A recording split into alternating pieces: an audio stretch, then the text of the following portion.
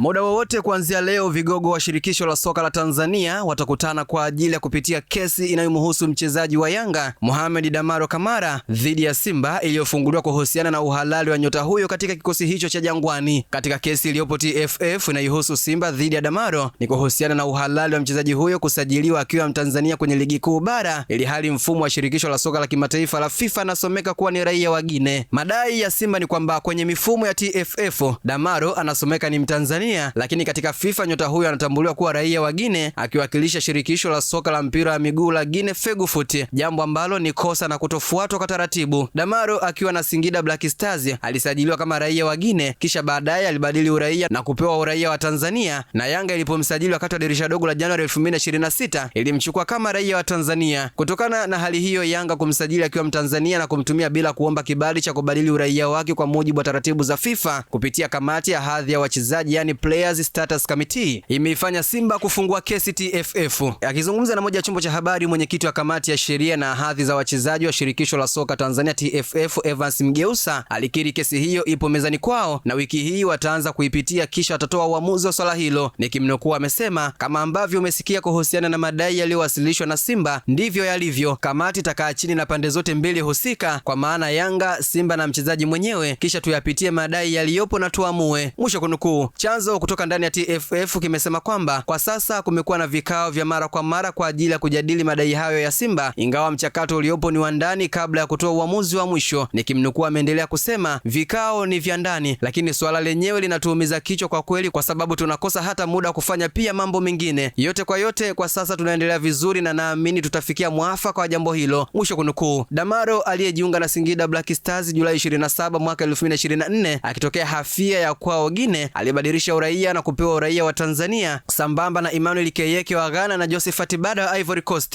Idara ya uhamiaji ilithibitisha wachezaji hao watatu waliokuwa pamoja Singida Black Stars kupewa uraia wa Tanzania. Kwa mujibu wa taarifa iliyotolewa na idara ya uhamiaji Januari 23 mwaka 2025, ilisema Keyeke, Bada na Kamara waliomba na kupewa uraia kwa mujibu wa vifungu vya 9 na 23 vya sheria ya uraia wa Tanzania sura 357. Nikimnukuu, msemaji mkuu wa idara ya uhamiaji SSI Paul Msele alisema kuwa wachezaji tajwa waliomba na kupewa uraia kwa mujibu wa vifungu 9 na 23 vya sheria ya uraia wa Tanzania sura 357. Kwa muktadha huo, idara ya uhamiaji inapenda kuutaarifu umma kuwa watajwa ni raia wa Tanzania kwa tajinisi. Mwisho kunukuu. Akizungumzia swala hilo, mwanasheria Jacob Mashenene alisema mchezaji anaposajiliwa ni lazima aingizwe kwenye mifumo ya FIFA, hivyo ikiwa kutakuwa na changamoto yoyote, wahusika wakuu ni TFF watakaopaswa kuwajibika kutokana na dosari iliyotokea. Nikimnukuu, amesema TFF wana mtu anayesimamia swala hilo vizuri. Sasa kama kwa bahati mbaya alipitiwa na kushindwa kujiridhisha hadi kufikia hatua hiyo, maana yake timu husika itakatwa pointi na mchezaji mwenyewe atapewa adhabu. Mwisho kunukuu. Jacobo alisema hata kama ikiwa mchezaji atakutwa na hatia, timu anayocheza haiwezi kukatwa pointi kwa kila mechi, isipokuwa mamlaka husika itachagua alama za kukata kutokana na miongozo ya FIFA na TFF.